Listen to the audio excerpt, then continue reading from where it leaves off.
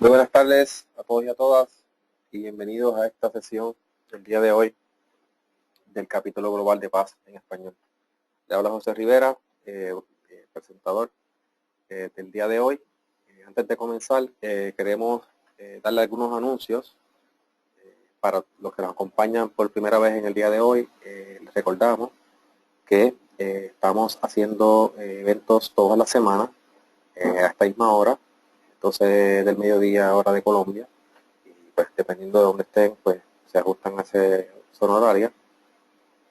Y en las próximas semanas tendremos a José Castañeda, un tema de Power BI sobre Office 365. El día 15 tendremos a Guillermo Caicedo hablándonos sobre SSIS con VIML, y el día 22 tendremos a José Rafael hablándonos sobre cómo personalizar reportes entre Dynamics y SQL Server 2012.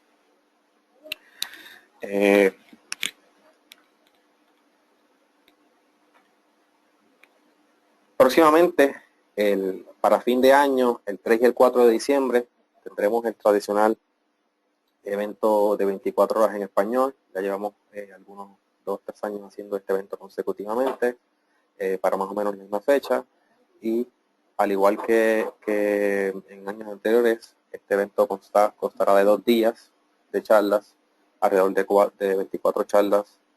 En este caso hay 24 expositores, y hay alrededor de 15 países representados a través de toda Latinoamérica y España. El registro para este evento aún no está abierto, debe de estar abriendo en las últimas 2 semanas de octubre, o sea que estamos ahí ya bien poquito tiempo.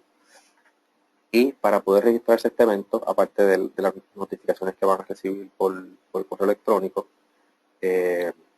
estaremos también bajo la plataforma de paz en sqlpaz.org, y tendremos nuestro propio sitio específico para el evento, donde podrán registrarse a las diferentes charlas.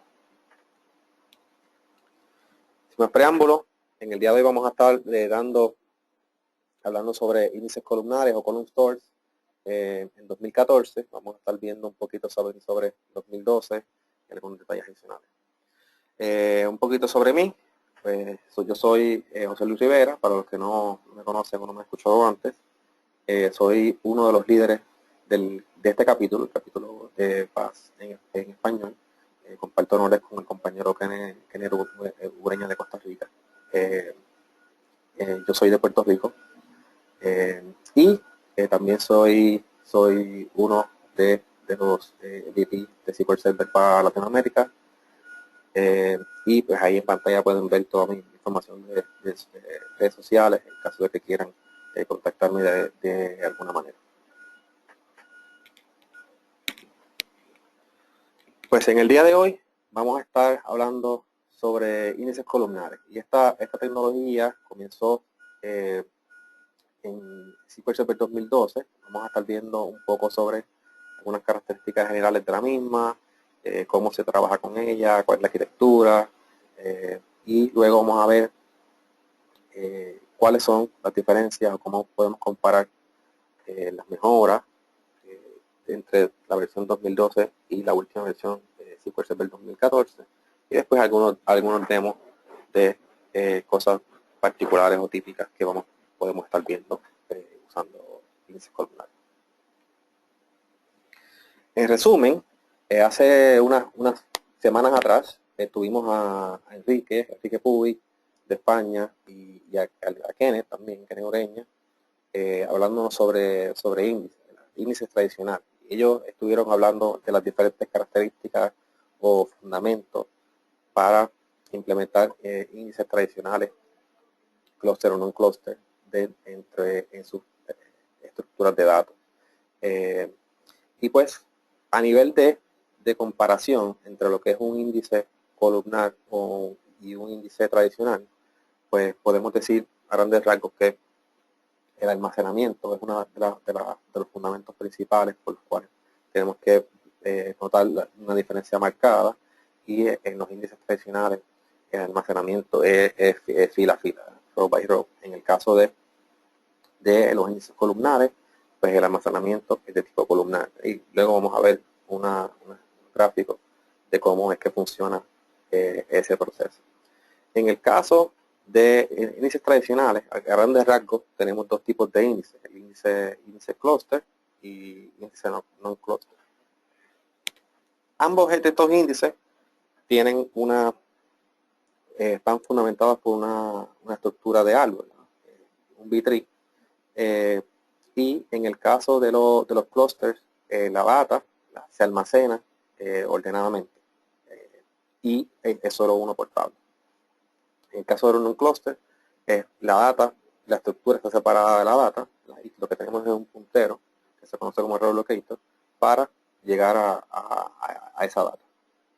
No hay orden específico y hay unas características bien particulares de estos índices que los podemos convertir en índices que cubren, índices cubridores, usando columnas incluidas o included columns. Esas son estrategias o mecanismos que podemos utilizar para atacar diferentes tipos de escenarios. En el caso de los índices columnares, en versión 2012 solo teníamos non-cluster. ¿Okay? Estos se caracterizaban por ser índices de solo lectura, ¿okay? Solo read only, no le podíamos hacer operaciones de inserts, delete o updates sobre ellos, y se introduce en esa versión el concepto de procesamiento en modo de batch mode. Y esto, vamos a ver un ejemplo de un blog post de Joe Sacks, donde hay que estar bien consciente de la utilización adecuada del MaxDop, o máximo grado de paralelismo, para estar seguro de que tomamos ventaja de esta funcionalidad. En el caso también de los non-cluster para 2012 teníamos unas bastantes limitaciones a nivel de tipos de datos. ¿Okay? En su mayoría eran los tipos de datos de blobs, XML, SLF. Adicional también no se apoyaban muchas tecnologías como replicación, change data capture, change tracking, entre otros. Algunas de esas limitaciones todavía existen en los clusters que se introducen ahora en la última versión 2014, pero esto, a diferencia de los non-clusters, sí son actualizables, ¿okay? Se permiten operaciones de insert, delete, update, y tienen una seria mejoras de rendimiento. ¿Okay? Los índices de 2012 también teníamos issues con algunos tipos de joins, y pues que nos hacían no tener el rendimiento más óptimo, y algunas de esas cosas se atacaron en 2014.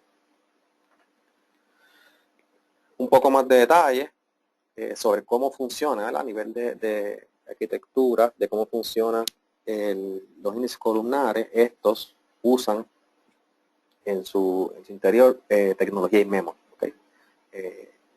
Usan una versión del PagePack Engine o de XVelocity, ¿verdad? Dependiendo de la versión, se llaman diferentes, que también están contenidos en PowerPoint o PowerView y en análisis tabular. ¿Okay? Y es todo lo que hoy día trabajamos sobre in-memory tabular para Self-Service BI en su mayoría.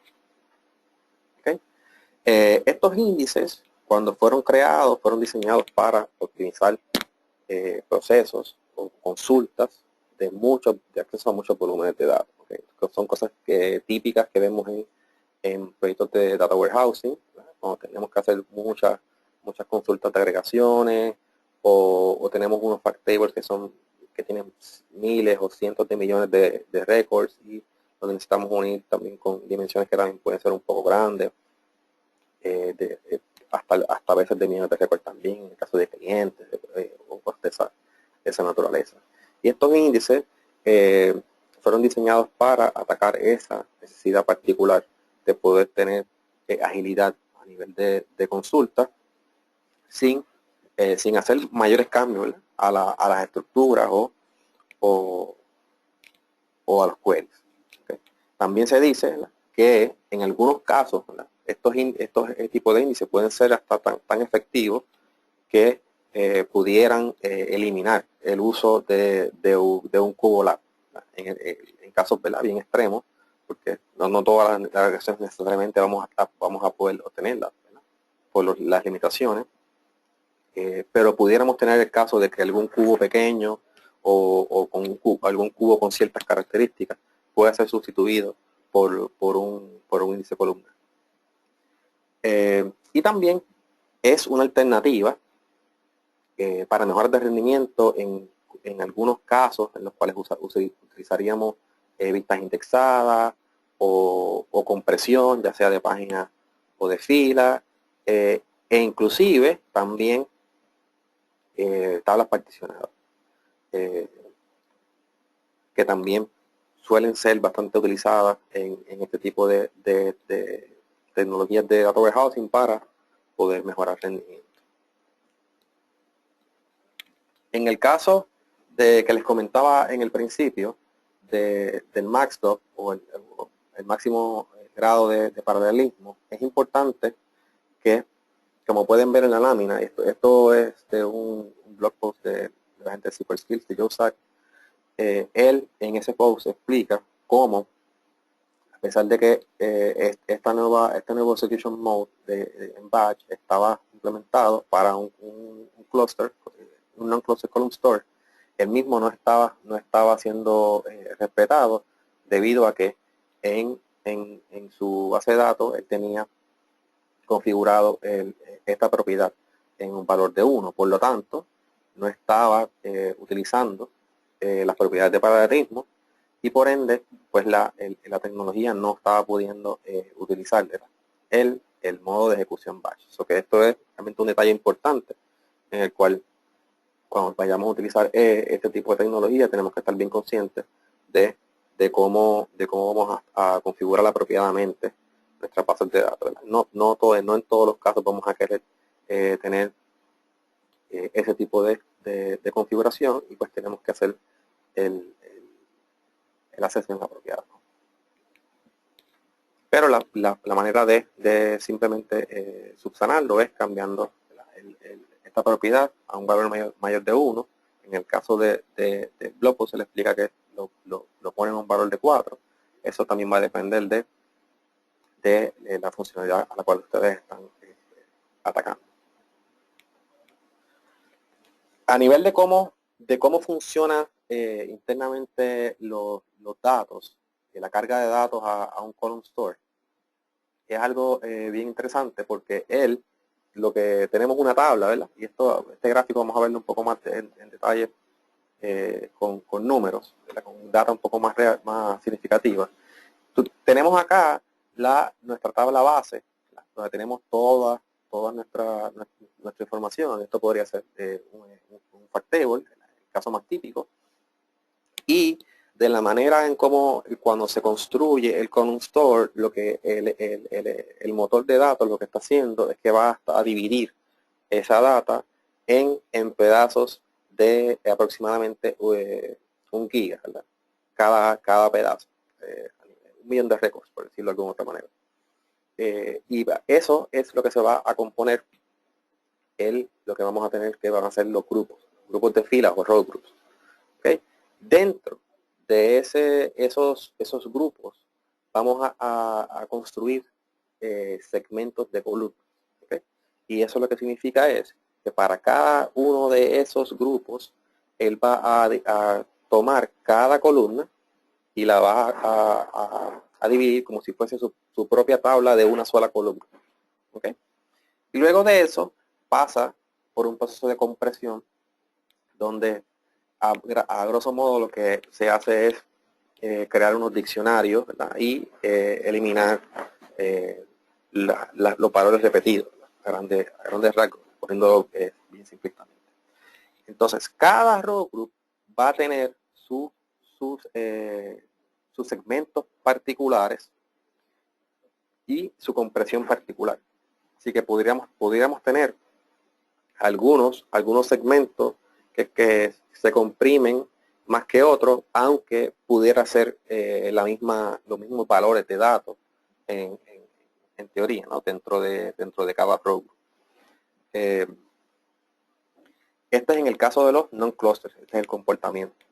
En el caso de los, estoy peleando una lámina aquí, pero en el caso de los non-clusters, de los clusters, discúlpenme, tenemos un concepto adicional, ¿okay? Porque como los clusters sí se pueden escribir, tenemos el concepto de del data store. ¿Okay? Quizás la lámina está un poco más adelante. Vamos a ver el ejemplo gráfico y seguimos, volvemos al concepto. Ok, aquí a nivel de números podemos ver que tenemos esta tabla con ciertos valores, aquí unas 6 columnas y tenemos unos valores. Lo que vamos a hacer, como les comentaba, era dividir, lógicamente, dividir a nivel de filas esa información de igual manera, ¿ok? Y este es el proceso de la creación de los grupos. ¿Okay? Posterior, tendríamos, como les comentaba, la creación de los segmentos. ¿Okay? Como pueden ver en pantalla, es la data que está de segmento a segmento es muy similar, ¿no? Así que pudiéramos tener en claro de que algunos de esos valores van a ser muy iguales unos entre los otros, a menos de que tengamos una data bien dispersa, en los cuales la compresión que obtendríamos sería mínima debido a que pues, la naturalidad de los valores pues no nos va a permitir obtener un nivel de compresión bueno. Y luego de esto, pues lo que tendríamos es la parte de la compresión de datos. Y aquí pues pudiéramos ver que en el caso de la primera columna, que es la clave de la fecha, pues entre este caso y este caso tenemos dos valores realmente, porque en la fecha del noviembre 7 pues se repite varias veces y podemos tener este tipo de comportamiento a nivel de compresión. ¿Okay? Y así sucesivamente para las diferentes columnas. Pero, por ejemplo, si miramos de row group a row group, vamos a ver el comportamiento aunque estén comprimidos, los valores continúan siendo valores similares, y eso es totalmente aceptado durante el comportamiento y funcionamiento del column store. A su vez, cuando vamos a usar el column store, estamos haciendo una consulta, ¿no? Un select statement sobre una tabla y tenemos ciertas columnas escogidas. En este caso tendríamos un query, por ejemplo, decir un query que va a traer la región, la cantidad y el total de ventas para la fecha noviembre 7. Pues toda la parte de abajo, como no el valor noviembre 7 no existe, pues todos esos grupos, ese row group ha sido descartado de plano para esta consulta. ¿Okay? Así que a diferencia de un índice regular en el cual tendrías que leer toda la fila para buscar los diferentes récords, en este caso realmente pues ya ahí no tenemos ese concepto adicional a que al mismo tiempo de leer toda la fila te estaré extrayendo toda la página entera, ¿verdad? Con todas las columnas, en cuyo caso también para los índices columnares solamente vamos a traer esos segmentos que del column store que requeríamos. Toda columna que no se utilice de ninguna manera en la consulta simplemente no se incluye. ¿Okay? So, en este caso, estas primeras 3 columnas, la clave de la orden, en la fecha, el producto y la tienda, pues simplemente son descartados. Realmente no son necesarios para poder contestar la pregunta que queremos, que nos estamos haciendo usando la consulta. Ok, acá está.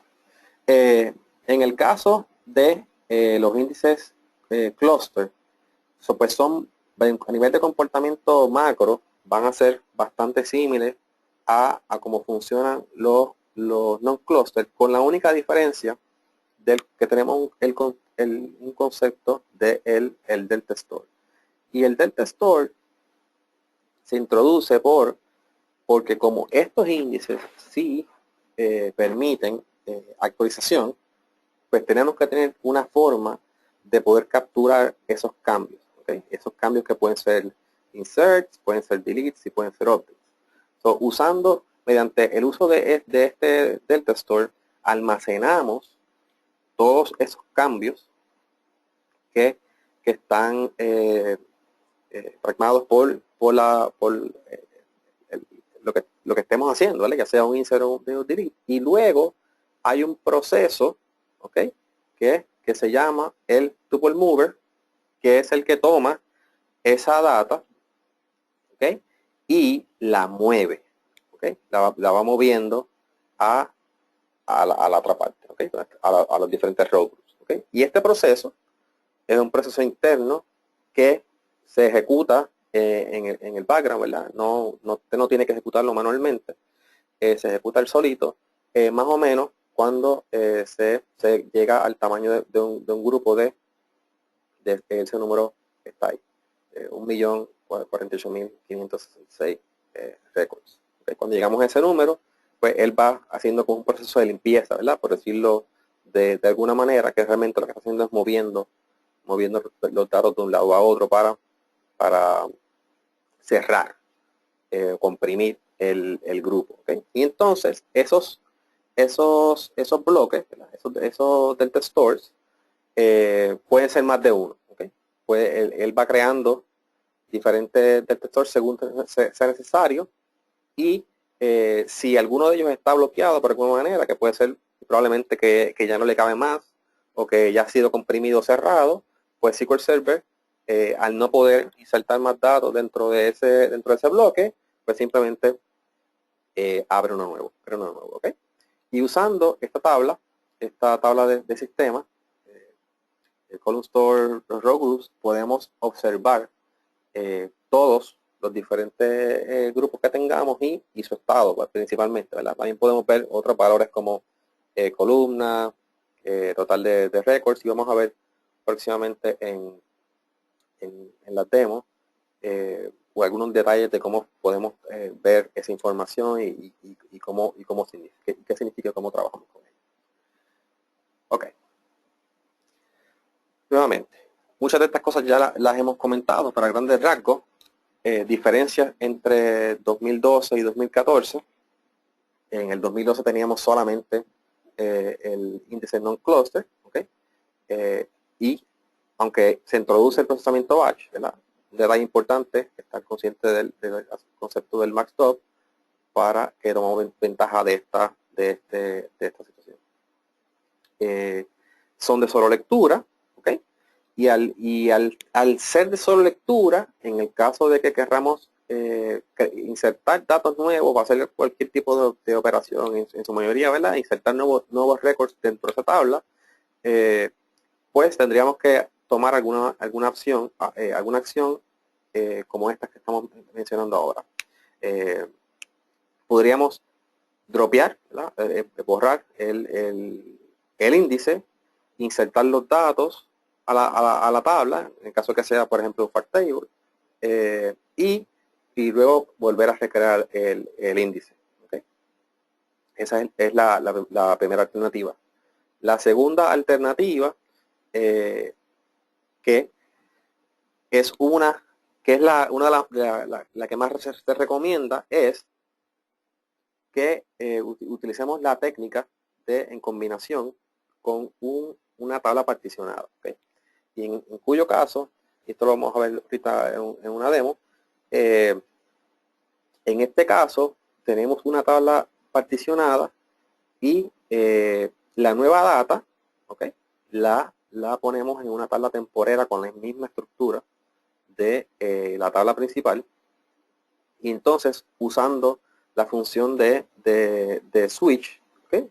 Podemos mover la data de la tabla temporera a la tabla particionada que tiene el column store index sin ningún tipo de problema. ¿Okay?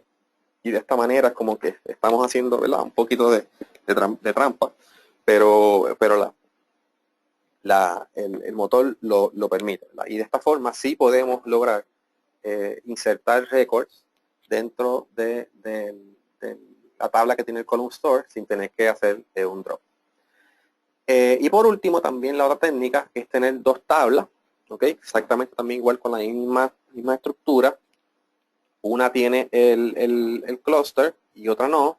Y igualmente, parecido a la anterior, la tabla particionada, pues se mantiene la data más reciente en esa tabla, entre comillas, temporera.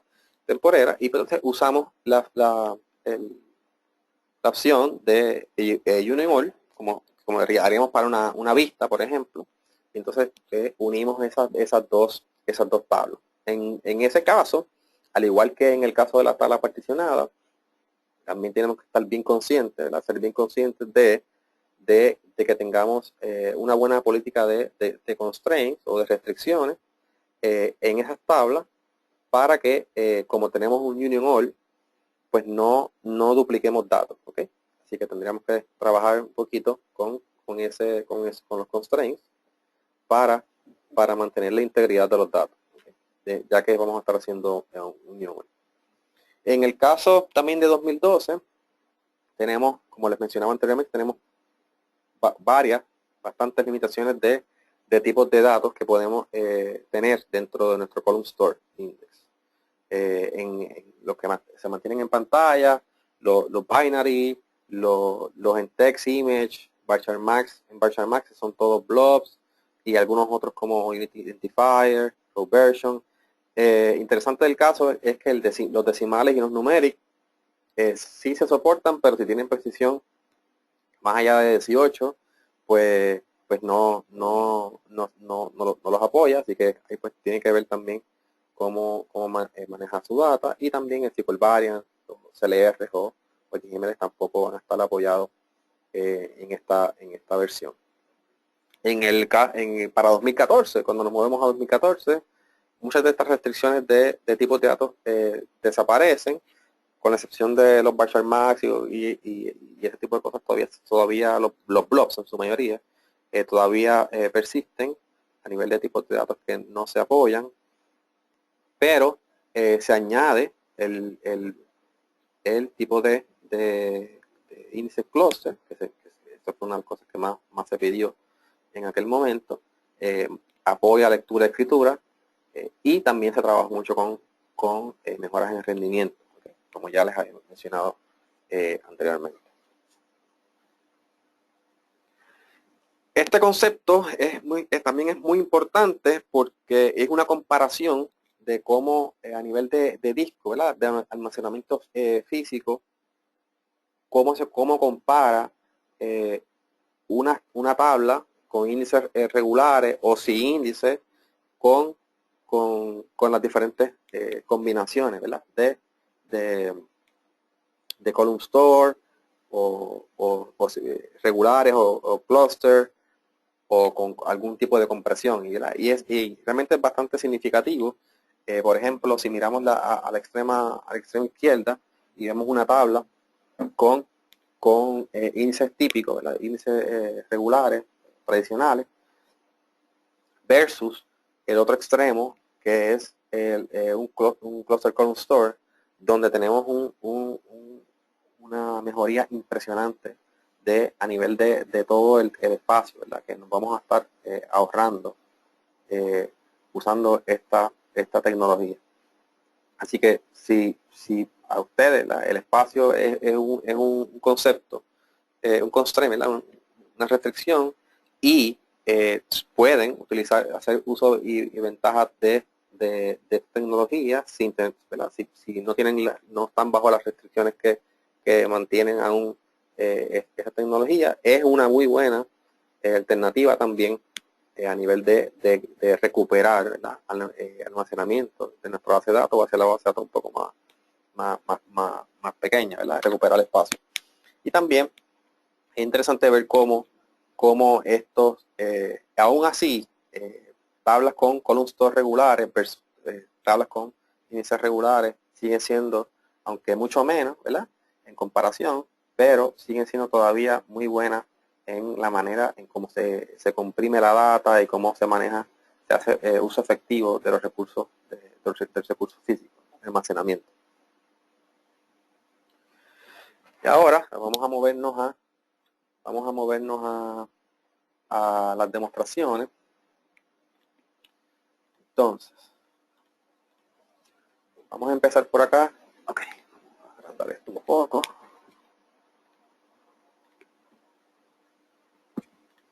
Ok. Estamos por aquí y entonces, en este caso, vamos a crear este script es del MC Engine Main, es mío, lo he prestado. Y entonces estamos creando una base de datos para demostrar esta funcionalidad. Entonces acá, en este ejemplo, lo que vamos a estar viendo es cómo podemos trabajar con un índice non-cluster, un cluster non-cluster, y ver cómo funciona la funcionalidad de usar tablas particionadas, table partitioning, para mover data de una tabla temporera al índice, a la tabla que tiene el índice columnar sin ningún tipo de situación, así que no lo permito. Entonces, para poder hacer eso, pues como vamos a estar trabajando con partitioning, ¿verdad? Y a los que no han trabajado con partitioning antes, pues próximamente daremos una charla sobre eso. No está en calendario, pero lo podemos hacer. Entonces, a grandes rasgos, para poder tomar ventajas de las funciones de partition, necesitamos crear una función de partición. ¿Okay? Y esa función lo que establece es los rangos, ¿ok? Los rangos que vamos a estar creando, a las diferentes divisiones que va a tener esa función, ¿ok? Esa es la sintaxis, vamos a ejecutarla. Muy bien. Entonces, esa función ha definido ciertos rangos, pero esos rangos tienen que ser asociados a un espacio en disco, ¿ok? Y ese espacio en disco lo maneja el esquema, ¿okay? El partition scheme, que es lo que estamos haciendo acá, ¿okay? Y a gran escala, ¿verdad? Ese partition scheme en este caso están yendo todos al mismo sitio, pero pudiéramos tener el caso de que quisiéramos, ¿verdad? Para propósito de paralelismo también, pudiéramos, a nivel de disco, pudiéramos tener que cada partición fuera a un lugar diferente. En este caso, esto es un demo, así que estamos tirando todo al mismo sitio. Okay. Una vez creado eso, pues vamos a crear una tabla, ¿okay? Con ciertas columnas. Esta tabla le estamos poniendo un constraint muy importante, ¿verdad? Estamos diciéndole que ese es el rango de fechas que va a aceptar transacciones dentro de ese rango. Y otro concepto también muy importante es acá.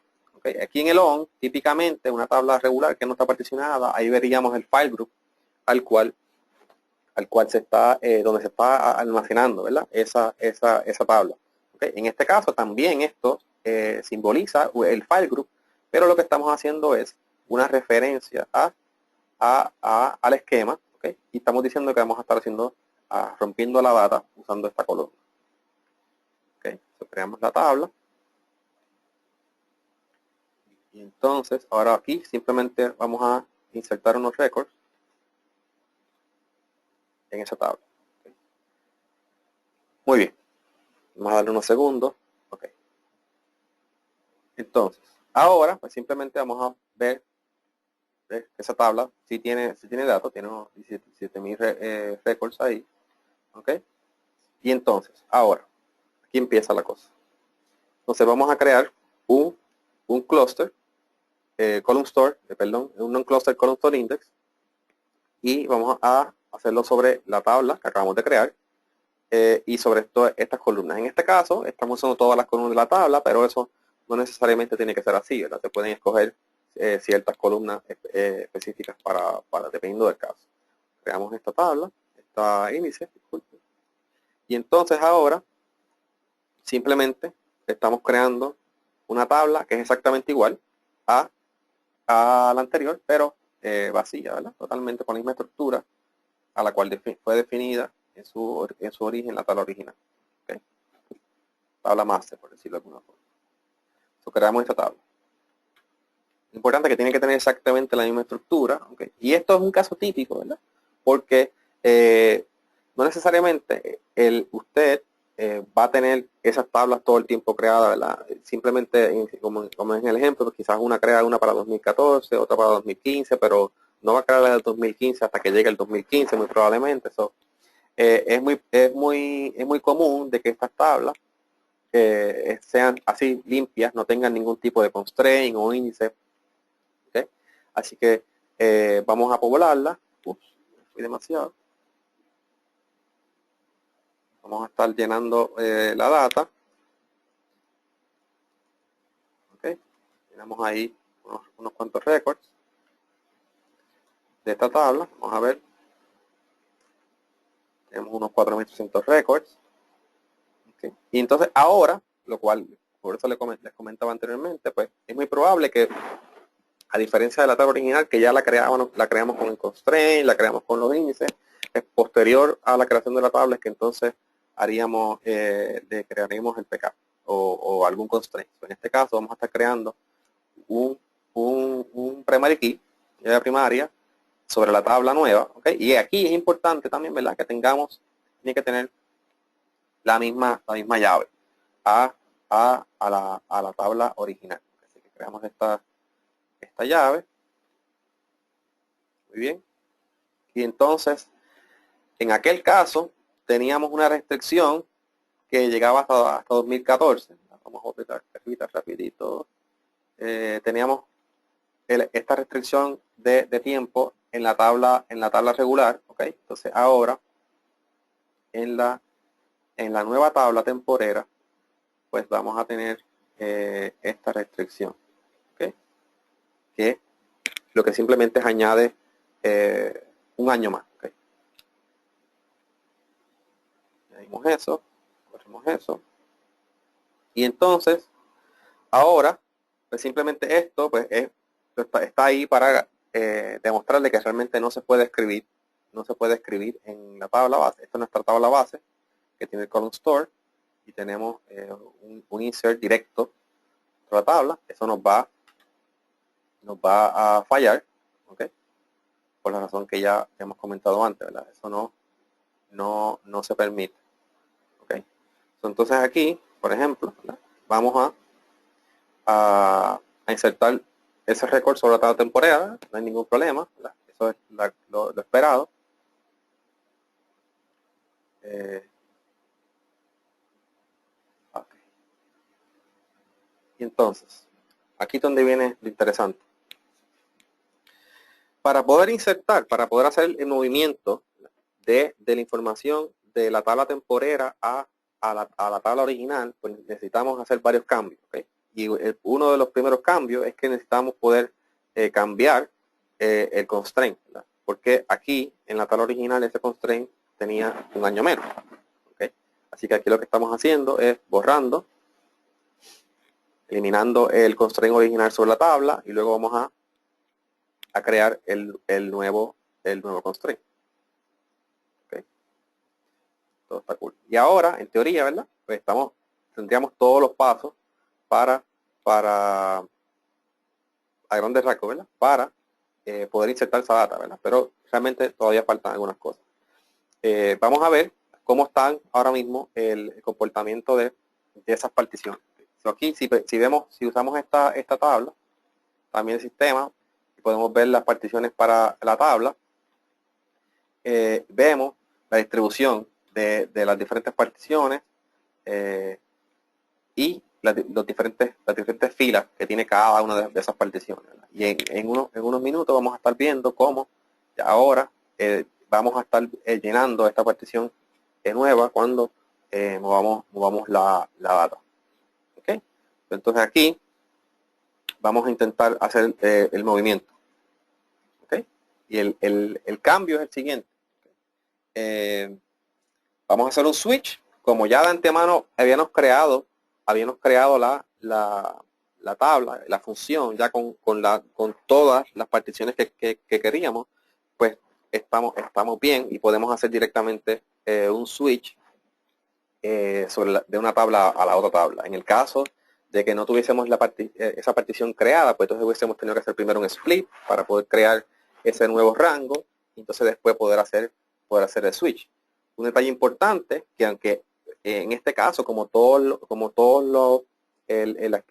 esquemas, todos los files del esquema están yendo a la misma, a primary, pues no es sumamente, necesariamente importante ese detalle, pero en la vida real vamos a tener muy probablemente cada partición a un file group específico y es importante que para poder hacer el switch a esa partición a la cual se está moviendo los datos tiene que estar en el mismo file group que los datos. O sea, ambos tienen que estar en el mismo file group para poder hacer ese movimiento. ¿Okay? Intentamos hacer esto, nos va a dar un error, ¿okay? Porque esa tabla, aunque tiene la misma estructura, tiene el mismo pk, necesita tener también el mismo índice. ¿Okay?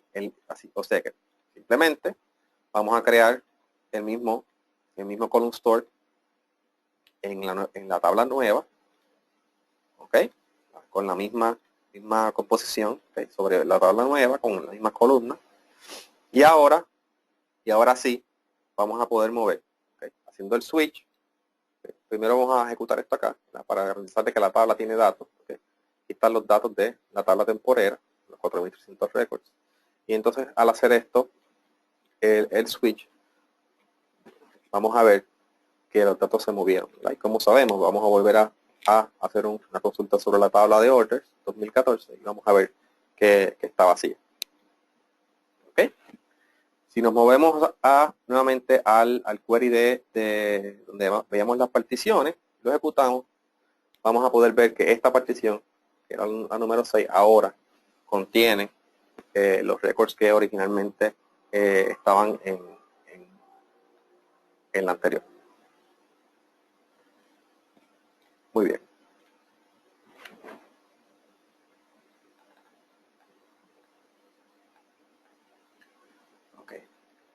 Y esto simplemente pues es para borrar la tabla. Ya esta tabla no la necesitamos, y como no necesitamos, pues podemos disponer de ella. En el caso de que queramos hacer esto para el próximo año, pues tendríamos que hacer más o menos el mismo procedimiento para mover esos datos. ¿Okay? Y de esta manera, bastante simple, ¿verdad? Sabiendo más o menos un poquito cómo funcionan las tablas particionadas, pueden tomar ventaja aunque los índices non-cluster columnares no permiten inserción directa, sí podemos hacer ese tipo de operación usando tablas particionadas. ¿Okay? Moviéndonos al otro demo, acá vamos a movernos a Vector Works. ¿Okay? Entonces acá lo que vamos a estar viendo es, entonces aquí vamos a ver cómo trabajamos con column stores. ¿Okay? Vamos a ver algo bastante similar a como lo vimos en el demo anterior, pero acá vamos a ver que es bastante natural la manera en cómo funcionan los column stores. ¿Sí? Vamos a copiar, vamos a borrar esta tabla en el caso de que exista. Y entonces vamos a crear una tabla bastante simple, ¿okay? Con ciertas columnas de productos y unos costos. La creamos. ¿Okay? Entonces estamos tomando la tabla de Vector Works del inventario y estamos cogiendo datos y ejecutando este query 2 veces para meterlo en esa tabla. Simplemente estamos haciendo la misma tabla, unos datos un poco más grandes. ¿Okay? Entonces, hacemos eso, damos unos segunditos. ¿Okay? Entonces vamos a crear acá un column store cluster con este nombre sobre esta tabla, ¿okay? Y le especificamos el tipo de compresión.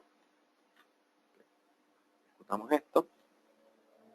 También le damos unos segunditos. Es importante también, ahora que estamos dejando que esto corra, que más o menos un índice cluster versus un índice regular se tarda a nivel de construcción se tarda más o menos como 1.5 a 2 veces el tiempo que tardaría en construirse un índice tradicional. Que eso también es un factor importante cuando vayamos a utilizar esto, de que si el tiempo es un constraint, una restricción, pues también es importante saber más o menos cómo funciona.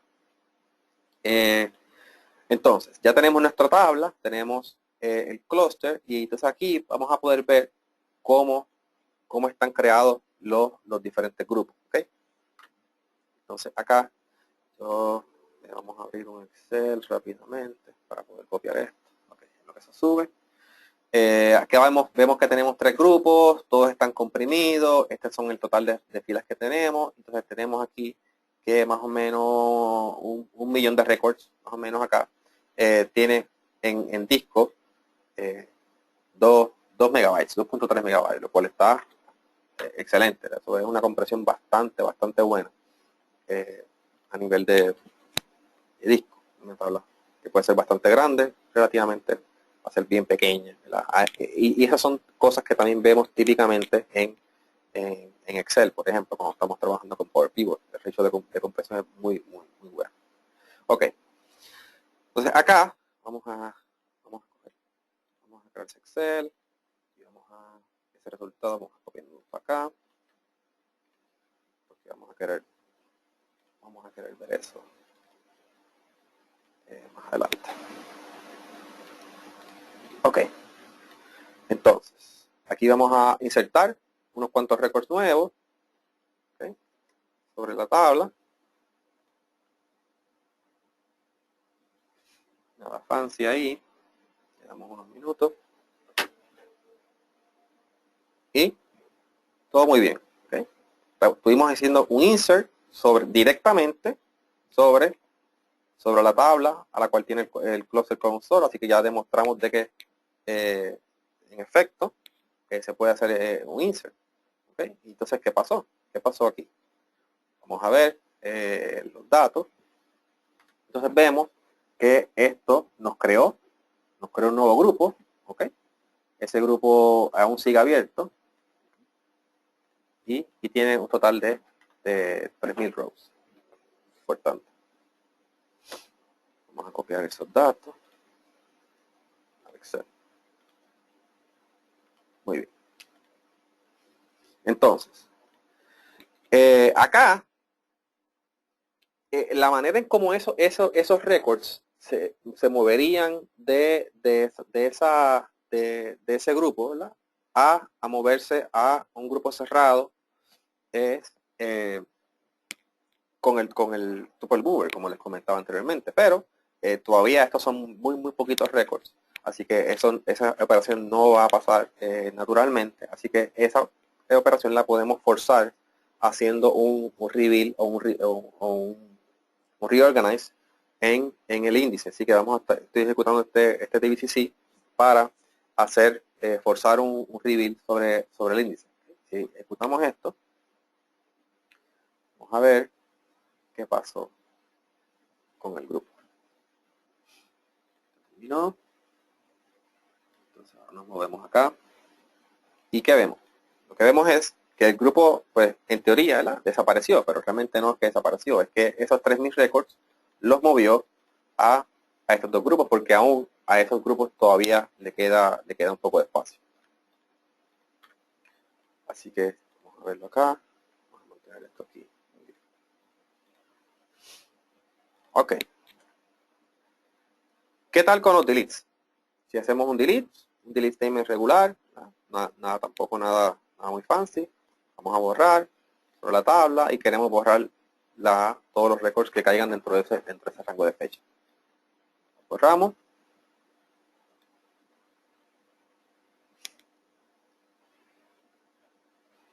Ok. Volvemos otra vez. Vamos aquí a validar de que realmente él borró la data, ¿verdad? Si nos vamos aquí, vamos a borrar datos no existen, ¿verdad? Ok. ¿Qué pasó? Así que vamos a volver a ver la tabla y ahora pues vemos aquí que se nos añaden una información y vemos aquí que en esta columna de deleted rows vamos a ver que que se nos añaden unos record counts ahí, ¿okay? Que nos indican que tenemos ese total de records que han sido marcados para borrar en la tabla. Muy bien. Vamos a actualizar la última operación. Vamos a hacer un update sobre esta tabla. ¿Okay? Unas columnas. Vamos a actualizar sobre este rango de fecha. Damos un segundo. Y entonces, ¿okay? ¿Qué pasó? Nuevamente. Y aquí este es aún más interesante, ¿verdad? Porque vemos que aparece un nuevo grupo, ¿okay? Y estos números crecen, ¿verdad? Ahora tenemos más récords, ¿okay? Y la razón de ser de eso es que la manera en cómo funciona el update es en una operación dual de insert delete, insert más delete. ¿Okay? So él está borrando records e insertando records. Así que como el delete va a aumentar el conteo y el insert nos va a crear un nuevo grupo hasta que ese grupo sea movido por el tuple mover. ¿Okay? Si vamos a forzar nuevamente el reveal del índice para mover los records. Unos segunditos. Y ahí ya terminó. Por último, vamos a volver a ejecutar la tabla. Y entonces ahora vamos a ver que desaparecieron. Ya finalmente se hizo commit de los deletes y ya se desapareció, ¿verdad? Entre comillas, que era el nuevo grupo, que realmente fue que se movió a los otros grupos existentes. ¿Okay? Y de esta forma podemos demostrar rápidamente cómo pueden trabajar índices columnares, tanto non-cluster y cluster, tanto en 2012 como en 2014, ¿verdad? Estos clusters solamente en 2014. Vamos a regresar por acá.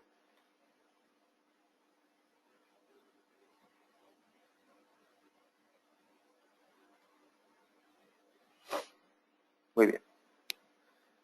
Pues eso es todo lo que tenía para ustedes en el día de hoy con respecto a este tema. Si alguno tiene alguna pregunta, este es el momento. De todos modos, aquí tienen nuevamente mi información de contacto de las redes sociales y mi correo electrónico, al cual me pueden también contactar en el caso de que tengan alguna pregunta que quieran hacer fuera del aire, y pues las atenderemos de esa manera también. Si quieren hacerlas ahora, sería el momento.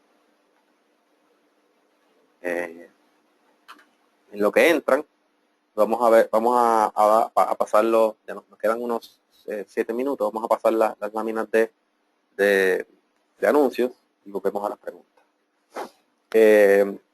Manténganse conectados con nosotros, es muy importante, ¿verdad? Que vayan a nuestras páginas en las redes sociales del capítulo, Spanish Pack BC, en Twitter y en Facebook, también estamos en LinkedIn, y para los que nos están viendo por primera vez, tenemos un canal de YouTube y de SlideShare donde publicamos todos los videos y las PPT, las láminas de todas las charlas a las cuales damos. ¿Okay? Y también tenemos un newsletter que si lo puede accesar desde globalspanish.sqlbase.org, y ahí se puede suscribir a nuestro newsletter y le van a llegar algunos correitos. Le prometemos que no lo podamos spamear mucho, pero vamos a enviar unos cuantos correitos. Al menos unos 2 o 3 correitos semanales para recordaciones y cosas así, y eventos. Prometemos no hacerlo muy frecuente. Muy importante, el PAS Summit es el evento más grande de la comunidad de SQL a nivel mundial. Es un evento que vienen sobre 5.000 personas de alrededor de 50 países, de todo el mundo, y es un momento excelente para poder compartir con profesionales de SQL Server de alrededor de todo el mundo. aparte de todo el excelente contenido que se presenta en el mismo. Recientemente habían unos códigos de descuento que ya no están disponibles. El precio actual es de unos $2.095 hasta octubre 31, fin de mes. Y es muy importante, ¿verdad?, que todas las personas que quieran participar pues ya lo hagan rapidito porque el precio sigue subiendo. PAS es una organización de voluntarios y sin la gente, sin los voluntarios no funcionaría, y de esa manera pues PAS reconoce, ¿verdad?, a todas las personas que de alguna manera u otra dan su tiempo, ¿verdad?, para hacer las cosas que hacemos. Mensualmente hay un reconocimiento al voluntario más sobresaliente. Eso es por nominación. Tú nominas a una persona, llenas una información básica y entonces ellos hacen lo propio a nivel de evaluación, y entonces lo premian, ¿verdad?, como el voluntario sobresaliente del mes. Y una vez al año en el Summit se reconoce, también es por nominación. Ya las nominaciones cerraron hace unas semanas. También se reconoce a la persona, entre comillas, más sobresaliente a nivel de voluntariado en todo paso, ¿okay? Y se le da el premio también en el evento. Manténganse conectados también con PAS. La membresía es totalmente gratuita, ¿okay? Y para tomar ventaja de ella, pues tienen que ir a la página de PAS, a sqlpass.org, inscribirse, y ahí podrán tomar ventaja de capítulos como este y otros capítulos también que damos webcast, o capítulos locales que estén en su región o país, a los cuales también pueden participar. Nuestro próximo evento es Jorge Castañeda. Nos va a estar hablando sobre Power BI en Office 365. Es en la próxima semana, a las 12 del mediodía, hora de Colombia. Así que vamos a volver a las preguntas. A ver si tenemos alguna pregunta por acá. Ok, sí, la presentación, como les mencioné, la presentación y el video van a estar publicados en Slideshare y en YouTube. Y también, posterior, como en una o 2 horas, los posteamos también en la página de Facebook. Así que si están conectados con nosotros en Facebook, van a ver los mensajes en Facebook, y de ahí pueden bajar el contenido y ver el video si desean verlo nuevamente.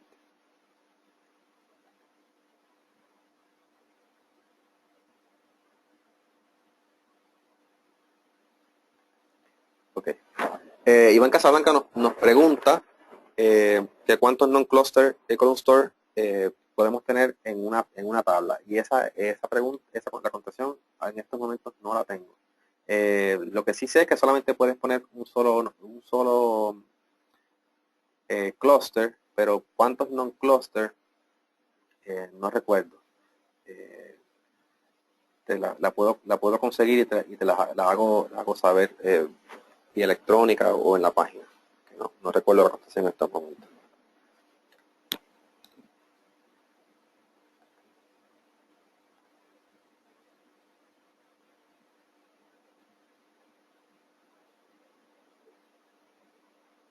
Ok.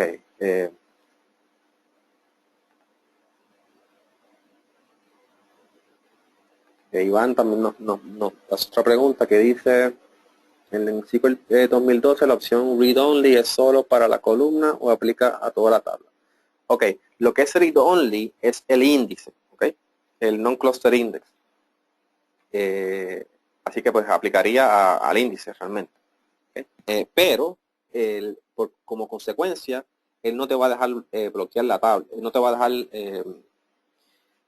hacer operaciones sobre la tabla, porque la tabla contiene el índice. O sea que mientras la tabla contenga el índice en un cluster, pues no vas a poder hacer operaciones de escritura, insert, delete y update sobre esa tabla. Okay. Si eso contesta tu pregunta, Iván, déjamelo saber. Si no, podemos añadir algo más. Perfecto.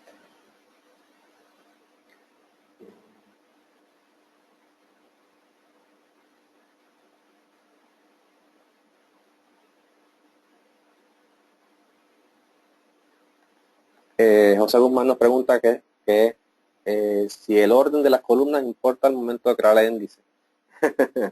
Bueno, como todo índice, ¿verdad? En mi opinión, pues no, realmente no importa mucho, pero eso va a depender también, ¿verdad? Al igual que los índices tradicionales, de cómo son las consultas, ¿verdad? ¿Qué tipo de consultas estás creando? ¿Okay? A nivel de los diferentes queries.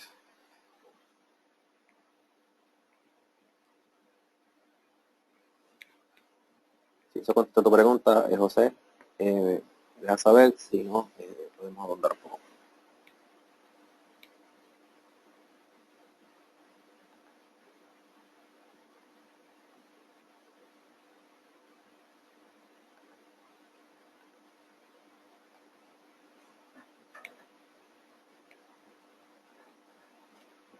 Gracias, Germán.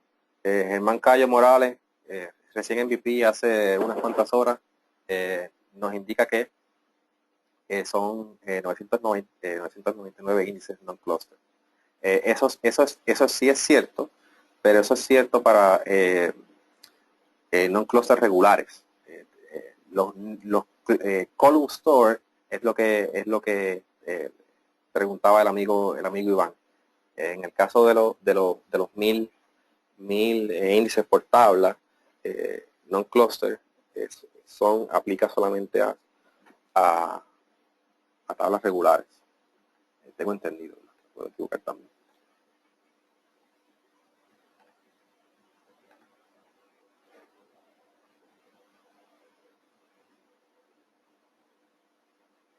¿Alguna otra pregunta?